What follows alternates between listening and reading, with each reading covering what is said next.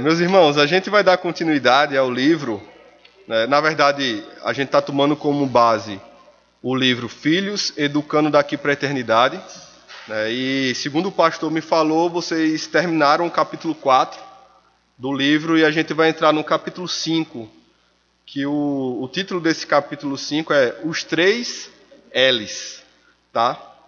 Mas antes de a gente iniciar, só para vocês refrescarem um pouco a memória de vocês, né, o capítulo 1, quem lembra qual era o título do capítulo 1? Ou sobre o assunto que falava o capítulo 1 desse livro? Ninguém lembra? Não, tá bom, é assim, não lembrar do título é normal, né? Mas eu espero que vocês lembrem do conceito que foi tratado, tá? Então, em primeiro lugar, a gente tratou aqui sobre a definição de família, né? Definição de família. E é bom a gente, sempre que tratar desse tema, lembrar que, ao contrário do que muita gente tem pregado nos nossos dias, a família ela não é uma construção social. A família é uma construção divina. Foi Deus quem estabeleceu a família, e não a sociedade, por vice-versa. Então, é primeiro a família, depois a sociedade, certo? O segundo princípio que a gente viu foi: sejam mímicos de Deus. Quem lembra do que se tratava esse capítulo? Um de cada vez aí.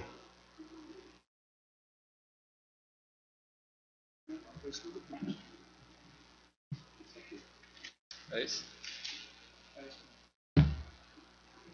Pessoal, o próprio título do capítulo já dá ideia do que é. Pode falar, não tenham vergonha. O que seria ser mímicos de Deus? Imitar. Então, o segundo princípio que a gente vai ver aqui é que, além da definição de família ser dada por Deus, nós, como filhos de Deus que nós somos, devemos também imitar o nosso Deus. E mais, como pais, nós temos um pai que é perfeito como referência. Então, imitação de Deus, ou sermos mímicos de Deus, está relacionado a agir da forma com que Deus age. Lembre que a gente sempre fala que nós estamos caminhando para sermos a imagem do nosso Senhor Jesus Cristo, que é de um Filho perfeito.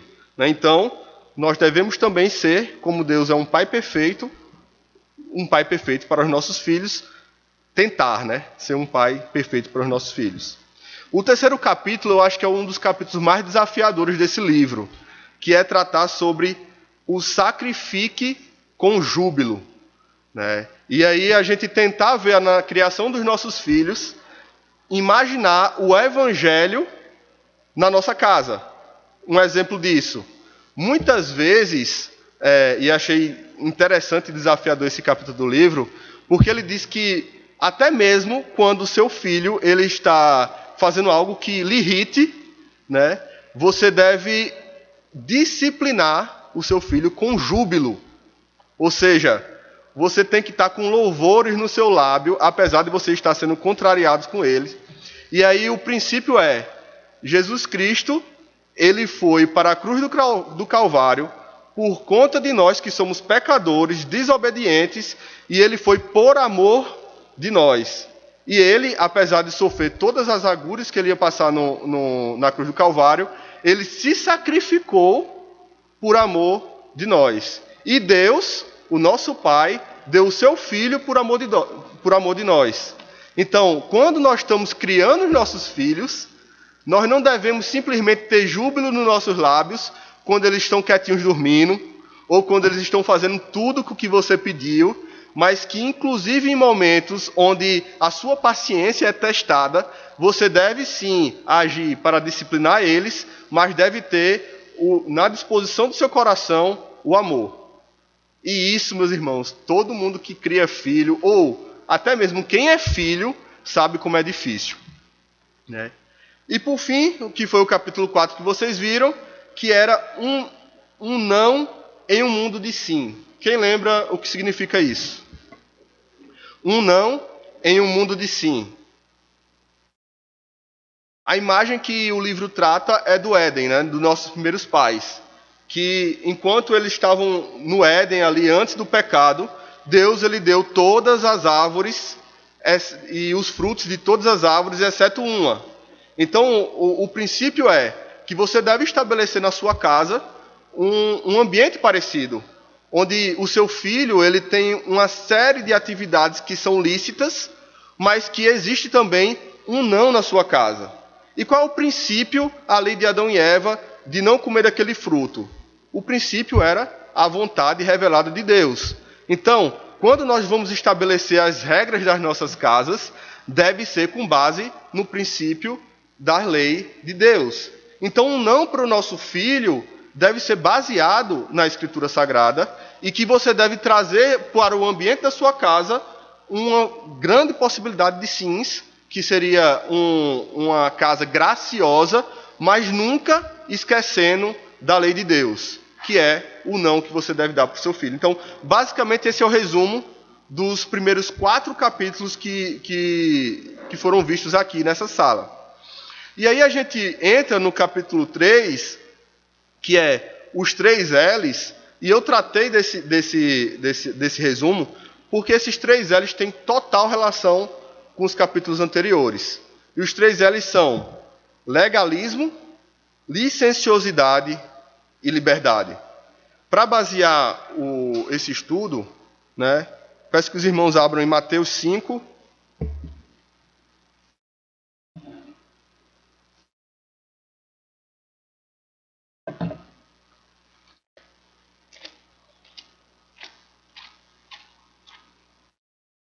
Mateus 5, versículo 20.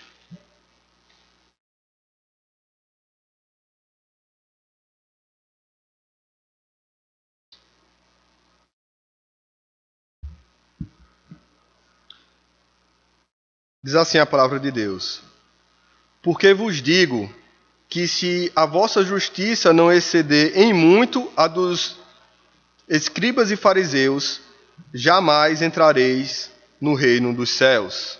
Amém. Vamos orar, meus irmãos, mais uma vez. Senhor, aqui está o teu povo, reunido para aprender um pouco mais, Senhor, da tua palavra, em como aplicá-la, Senhor, na criação dos nossos filhos. E entendermos que cada passo que nós damos, Senhor, na criação dos nossos filhos, devem ser direcionados para criá-los para a eternidade, Senhor. Para que eles aprendam a te servir melhor, para que eles mesmos, com suas pernas, Senhor, com seus próprios caminhar, demonstrem o serviço a ti, e que as nossas gerações sejam gerações obedientes à tua palavra, Senhor. Nos ajuda a entender um pouco mais sobre a liberdade verdadeira que nós temos em Cristo, e nos livrarmos, Senhor, de todo tipo de legalismo e licenciosidade. Nós te pedimos isso, Senhor, no nome do teu Filho. Amém. O primeiro ponto que o livro, né, trata sobre esses 3 L's é justamente como o nosso coração pecaminoso, na criação dos nossos filhos, faz com que nós pendamos ou para o lado do legalismo ou para o lado da licenciosidade. O legalismo, historicamente falando, se você for pegar lá no início das discussões, estavam relacionados a salvação por obras versus salvação pela graça somente, pela fé em Cristo Jesus. Mas com o passar das discussões sobre o legalismo, e nos dias de hoje, quando a gente escuta a palavra legalismo, nós também entendemos que legalismo não é simplesmente a salvação por obras, mas que também é muitas vezes utilizado para dizer que pessoas que acrescentam leis humanas em cima da lei de Deus. Ou seja, leis acrescentadas que não foram dadas por Deus, mas nós, como homens, queremos criar para a criação, seja dos nossos filhos ou simplesmente na própria igreja. E licenciosidade, quando a gente vai tratar, é justamente o oposto, é viver uma vida libertina, sem nenhum tipo de regra, como se isso fosse a melhor forma possível de se viver. O legalismo, meus irmãos, muitas vezes entra na nossa casa quando nós estabelecemos uma série de regras para os nossos filhos, não pensando no bem deles. não pensando que eles vão crescer e precisam ser bons cidadãos, e não pensando em que eles, acima de tudo, precisam ser bons cristãos. Mas o legalismo começa a entrar na nossa casa quando nós estabelecemos regras para o nosso próprio conforto. As regras, elas não são baseadas nos princípios de Deus, mas no conforto dos pais. Então, muitas vezes, as atividades que são lícitas para os seus filhos, que os seus filhos eles não estão cometendo nenhum tipo de pecado com elas, pelo simples fato de você ter mais trabalho para lidar com ele, ou despender mais tempo para ficar com ele, você acaba negando aquela atividade, dizendo: meu filho, você não pode fazer isso, porque a regra aqui de casa é dessa forma. E levando isso ao extremo, você vai criando regras sobre regras dentro da sua casa, e é tanto milindre, é tanta regra, que você mesmo agora não consegue mais viver na sua casa, porque o tempo todo na sua casa é você dizendo: não faça isso, não faça aquilo. E com isso, eu jamais estou dizendo que na sua casa não deve ter regras. É óbvio que deve ter.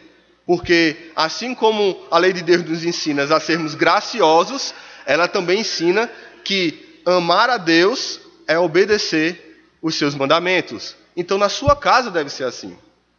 Mas uma das coisas que nós temos que perceber para entender que se estamos criando nossos filhos em um ambiente que parece que a graça é colocada de lado e simplesmente o peso da lei é dado para ele, é quando o seu filho,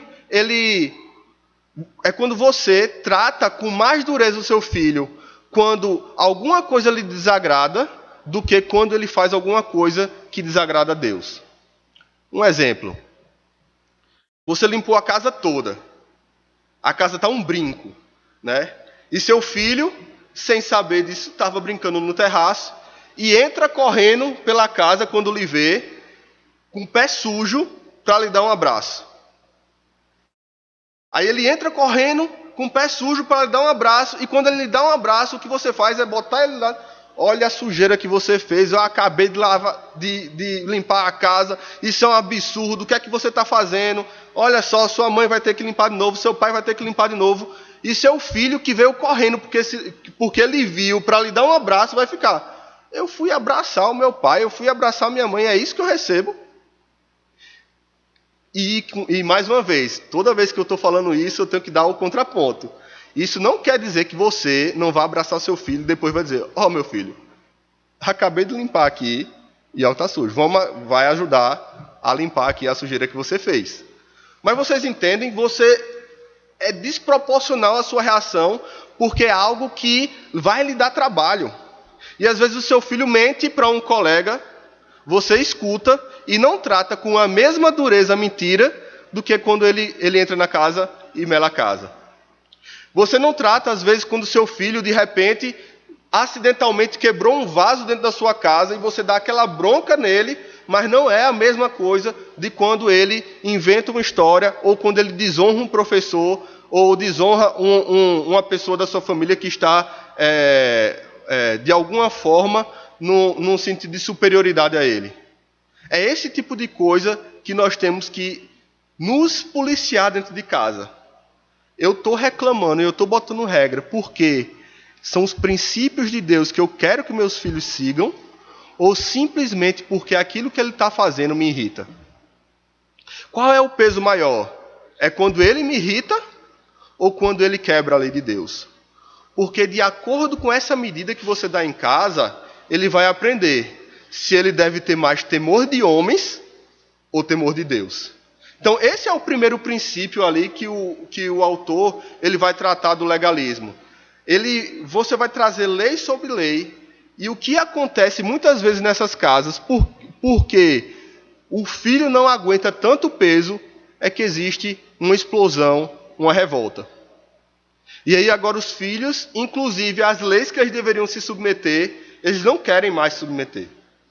E os pais, por sua vez, por não conseguir mais conduzir a casa, porque os seus filhos estão crescendo e eles agora não obedecem mais, e parece que agora nenhum tipo de disciplina funciona, eles vão para o outro lado, que é a licenciosidade. Então eles começam a justificar a atitude dos seus filhos, criando desculpas para que eles sejam dessa forma. E aí eu achei interessante quando o autor vai dizer aqui, na página 32, que diz assim, que logo depois que acontece isso na sua casa, os pais ou a mãe, eles vão criar uma série de desculpas e vão procurar teorias, por exemplo, no Facebook, sobre a ineficiência das palmadas. E aí os pais que não conseguem disciplinar os seus filhos, eles agora começam a dizer, não, porque eu não disciplino, porque o verdadeiro amor não disciplina. Ah, não, eu não dou uma palmada, eu não uso a vara com meu filho, porque na verdade, isso vai criar um ambiente de opressão. Ou os meus filhos vão ficar traumatizados com a vida porque sofreram algum tipo de retaliação da minha parte. E aí, essas pessoas os pais começam a criar todo tipo de desculpa e de subterfúgio que não está na Escritura para dizer agora, não, eu trato meu filho dessa forma porque eu sou um pai à frente do tempo. Porque eu sou um pai que agora não é meu filho simplesmente, mas ele é como se fosse um companheiro meu. E sim, você deve ser amigo dos seus filhos, mas a autoridade deve sempre permanecer na sua casa. Então, quando se estabelece ou o legalismo ou a licenciosidade, você tá criando um problema para o seu filho. Com legalismo, você começa a ensinar contra o evangelho, porque você está ensinando o filho como se fosse uma salvação pelas obras. E a licenciosidade, você está ensinando o seu filho a ser apático com a lei, a ser desobediente com a lei de Deus. Então o autor segue falando que, deixa eu abrir aqui, que se você, olha só o que ele fala, se você contou a 28 pessoas só essa semana que seu filho não cochilou hoje como desculpa para a desobediência dele, então talvez seja a hora de reavaliar alguns conceitos. Bem sabemos que há momentos quando não é pretexto, mas uma explicação plausível. No entanto, recorrendo a esse tipo de subterfúgio todas as vezes, você está apenas tentando fazer com que as pessoas não notem sua falta de sabedoria ou disciplina. Vê só. É verdade que principalmente quem tem criança pequenininha, você percebe logo que se pular uma refeição, se ela não dormir naquele horário, ela fica mais irritadiça, né? Isso é óbvio. Mas o que o autor está tratando aqui é que se você, e aí ele leva para o extremo, né? Contou a 28 pessoas só essa semana. Né? Mas o que ele está dizendo se várias vezes você fica criando desculpa para dizer que o comportamento do seu filho é porque ele não cochilou, não, é porque ele não comeu, porque ele teve uma contrariedade em casa, não, porque hoje ele não foi poder brincar. O que você está fazendo é, mais uma vez, dando justificativa para a sua falta de sabedoria e falta de disciplina na sua casa.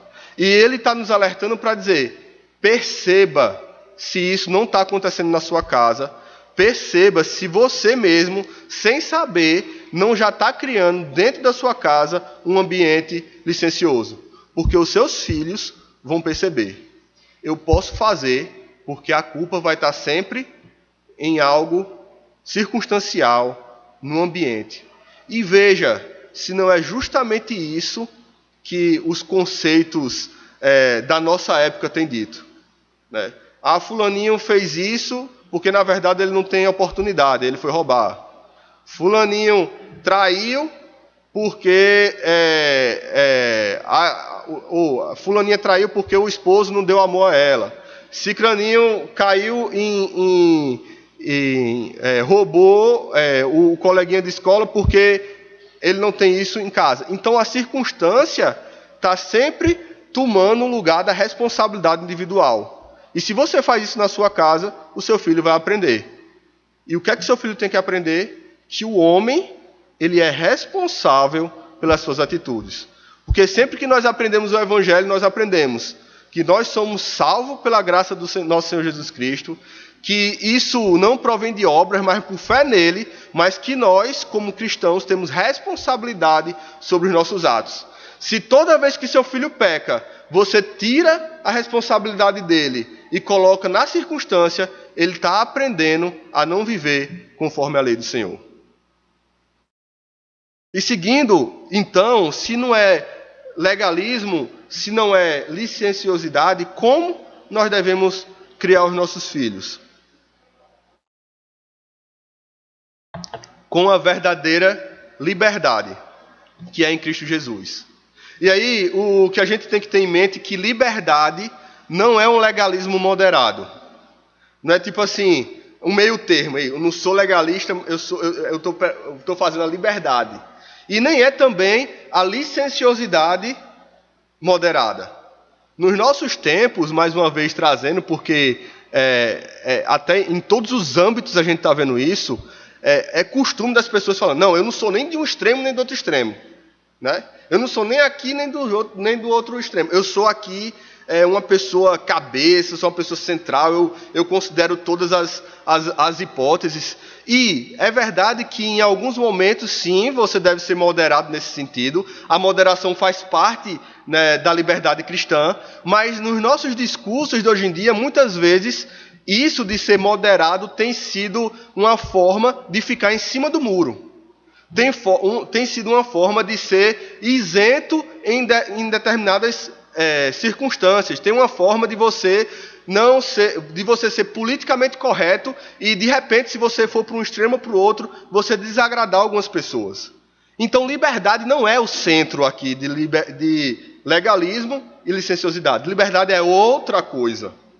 Lembre-se do texto que nós lemos ao abrir agora essa aula. Que Cristo Jesus disse que, se nós não excedermos a justiça dos fariseus, nós não herdaremos o reino de Deus. A liberdade que Cristo conquistou na cruz, e que Ele precisou ir para a cruz para nos libertar da escravidão do pecado, e nós já escutamos isso domingo após domingo, principalmente no momento de contrição, foi para vivermos em liberdade, em obediência a Ele. O próprio sermão, os próprios 10 mandamentos quando é dado, o prólogo já diz isso. Eu lhe libertei da escravidão do Egito. Ou seja, Deus nos liberta graciosamente e depois que Ele nos liberta, Ele nos dá uma lei. Então a liberdade é viver sim conforme a lei de Deus, mas agora você não faz isso para conquistar a salvação. Você não faz isso porque se fizer esse ponto e esse outro ponto, você vai conquistar o amor de Deus.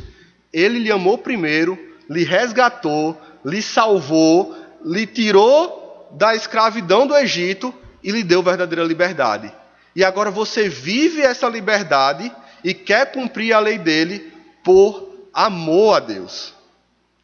E os nossos filhos na nossa casa, eles devem ter essa perspectiva. Eles vão olhar para vocês e vão ver pais que querem obedecer a Deus por amor a Deus. E essa liberdade que vocês têm é a liberdade para fazer a vontade dele. E quando eles olham para os seus pais e eles entendem essa relação que o seu pai tem com Deus, eles devem buscar também viver essa relação com o seu Deus, que também é o seu pai, mas também na relação dentro de casa, na sua família. O seu pai, você obedece porque ama eles. E com isso, eu não estou dizendo aqui que mesmo que os filhos não queiram obedecer por amor, os pais têm a obrigação de fazerem eles obedecerem. O mundo ideal, os filhos obedecerem por amor. Esse é o mundo ideal. O mundo real, muitas vezes, vai obedecer porque eu sou seu pai, porque eu sou sua mãe, e o certo é isso, e não importa se você não quer fazer ou não quer fazer, você vai fazer. Mas você tem que ensinar o que é o ideal e também, no mundo real, agir nas necessidades. E o que a gente tem que aprender é que justamente é assim também a nossa relação com Deus. Quando a gente fala de amor, né, e num mundo onde pós-moderno, onde os termos são utilizados, o conceito é perdido de acordo do contexto que você está utilizando. O amor, quem define é Deus. Ser um bom pai, quem define é a palavra de Deus. E na palavra de Deus diz que um bom pai disciplina o seu filho. Então, quando nós não agimos conforme a vontade de Deus, ele não chega assim, não, eu vou fazer, então eu vou esperar o dia que o meu filho vai me obedecer por amor. Ele disciplina o seu povo. Veja o que ele fez com Israel, que é a representação da igreja no Antigo Testamento. Ele disciplina o seu filho. Então o seu filho tem que aprender a graça na sua casa, a misericórdia na sua casa, mas tem que aprender a obedecer à lei de Deus. Então, a justiça da liberdade, ela sobrepuja o legalismo, porque a justiça da liberdade, você agora não é como os fariseus, que o legalismo ele é muito externo. O legalismo é tudo que é aparente e tudo que você pode mostrar para os outros. Então, isso muitas vezes é muito mais fácil. A verdadeira liberdade é você viver conforme a lei no seu coração. Lembre-se do que Jesus disse. Não adulterarás, não está só relacionado a não dormir com outra pessoa fisicamente, mas aquele que já desejou de forma impura uma mulher que não é a sua, esse já adulterou. Então, se você for ver, a liberdade ela é muito mais ampla do que o legalismo. Mas, por outro lado, um verdadeiro crente, quando ele tem essa liberdade que é em Cristo Jesus, quando ele cumpre a palavra de Deus, a alegria no seu coração é muito maior do que esse povo que vive em libertinagem. Até quando o crente peca e se entristece e se arrepende, é um sentimento de alegria também vem no seu coração, porque ele percebe que o Espírito Santo de Deus está o aperfeiçoando. Porque em outro momento, talvez na época da sua vida, você ia cometer o mesmo pecado e ia ser como se nada tivesse acontecido. Mas aí você percebe que Deus ele está tratando com você do seu pecado. Então, assim deve ser também sua relação com os filhos. Os seus filhos devem perceber que quando você está tratando o pecado deles, você está tratando isso não de forma impiedosa, mas de forma amorosa, como Deus tem nos tratados. E por fim, né,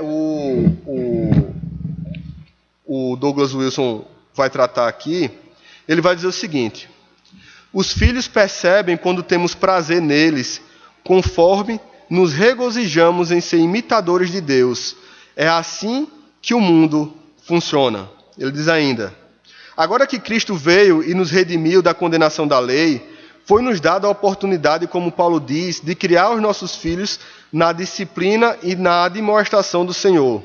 Efésios 6, versículo 4. Os filhos também estão no capítulo 6 do livro de Efésios, mas ainda é parte do mesmo processo que Paulo começou a descrever no capítulo 1. Veja só, para finalizar ele vai dizer: lembre-se que os seus filhos estão caminhando para o mesmo lugar que vocês. Efésios 1 vai tratar da obra do Pai, do Filho e do Espírito Santo na salvação, falando da obra do Pai, da eleição e da predestinação, do Filho, que morreu no nosso lugar pelos nossos pecados e realizou a obra perfeita, e o Espírito Santo como aquele que é o penhor da nossa salvação, aquele que sela a salvação em nós. E depois que Paulo trata dessas doutrinas, ele começa a aplicar essas doutrinas e por isso chega no capítulo 6 de Efésios que nós lemos agora. Então lembre-se, os seus filhos são pecadores, vocês são pecadores. Então nessa caminhada, o que nós devemos ensinar para os nossos filhos é também aquilo que nós estamos perseguindo. É a santificação. Porque se por um lado a justificação é um ato forense, onde nós somos tornados justos pela justiça de Cristo Jesus, se por um lado nós já somos filhos de Deus, então seus filhos estão no ventre, eles já são seus filhos. Por outro lado, nós temos um processo de santificação, que é o direcionamento, é a direção para onde nós estamos indo. E é dessa forma que a disciplina deve acontecer em casa. Da mesma forma que Deus lhe disciplina nesse processo de santificação, você deve buscar santificar o seu filho para esse mesmo processo. E aí, A base da criação dos nossos filhos não é o legalismo, não é a licenciosidade, mas a liberdade em Cristo. A base da criação dos nossos filhos é Cristo Jesus e a sua palavra, e não o nosso conforto. Que Deus ele possa nos ajudar a viver essa verdade que é da palavra dele, mas tão difícil de conseguirmos viver no nosso dia a dia. Yuri.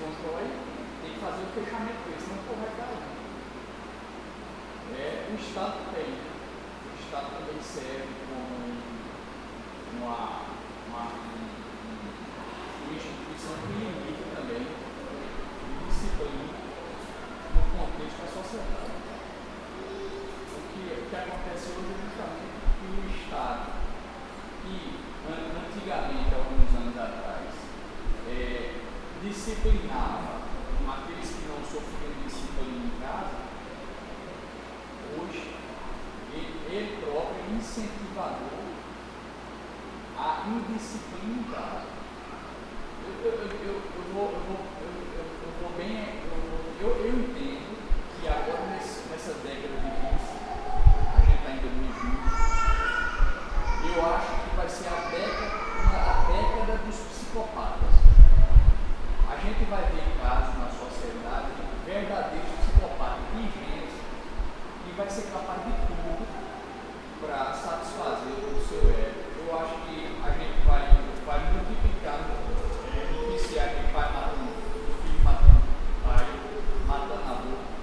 Você vê, por exemplo, os casos de homicídio nesses interiores de gente que, além de cometer o roubo, ainda mata, ainda comete crueldade idoso. Né? Se você for olhar as características dessas pessoas que fazem isso, geralmente garotos ainda, entre 18 e 20 anos, é menino que não foi criado em casa apanhando, não. Esse princípio aqui da disciplina, ele se dá em casa, né? Se dá na igreja, e deve se dar sim no Estado. Quando a gente olha para a palavra de Deus, que chama o Estado de ministro de Deus, se você for tanto em Romanos 13, que nós lemos hoje, como nas cartas de Pedro também, vai dizer que o Estado ele deve punir quem é mal e deve louvar quem é bem. Isso é uma obrigação sim do Estado. Então é o seguinte, existe uma hierarquia aqui, né? A família deve fazer isso, a igreja deve fazer isso, e aí a gente vê as igrejas como estão, porque não fazem isso. Então, se na família não existe isso, e na igreja não existe também esse tipo de disciplina, e a gente vê nas igrejas como é que o povo tem vivido aí, o Estado deveria ser o último patamar ali, para garantir que o povo que está tentando viver bem, viva bem, e que os maus sejam punidos. Mas o que a gente está vendo é justamente o inverso. É o Estado louvando muitas vezes o que é mal e aqueles que estão querendo viver conforme o que é bom, porque o que é bom, senão o que Deus estabeleceu. O Estado, inclusive, agora milita contra aquilo que é bom.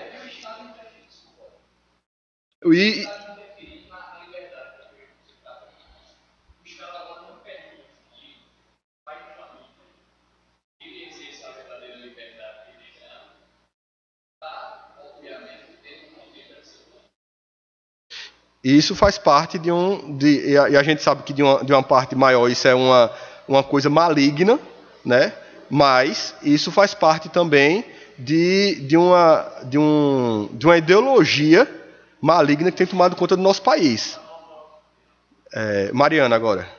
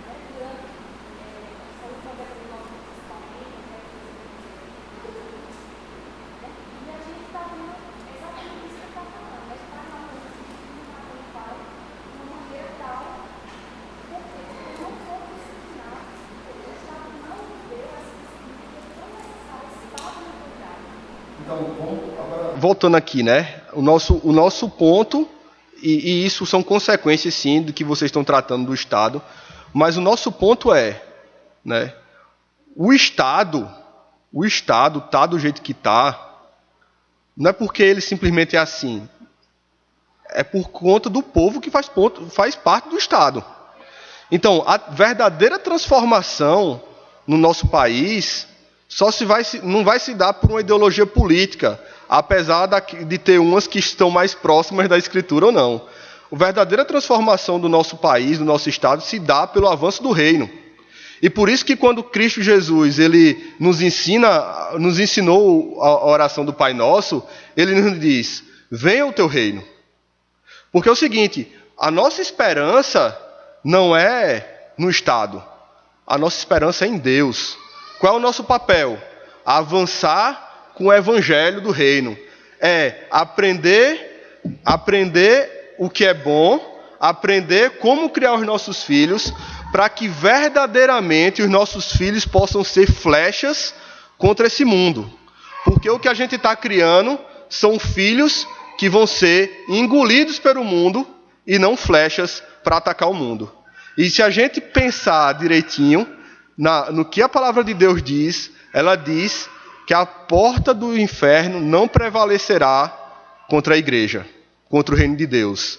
E você não imagine, e muitas vezes a figura que a gente tem que ter é o seguinte, a porta do inferno não prevalecerá, é o seguinte, é a igreja arrombando a porta para tirar a gente de dentro. Né? Não é o contrário, não é a igreja se vitimizando. Eu sou perseguida, acontece isso comigo, meus filhos estão sendo tragados pelo pensamento esquerdista, o Estado não faz isso, o Estado não faz aquilo. A igreja, ela é agente, nós somos agente do Evangelho. Né? Então, para a gente não se estender mais, eu vou pedir para a Mariana falar aí a última dúvida, e aí depois, quando terminar aqui, quem quiser conversar mais sobre o assunto, a gente conversa, tá certo?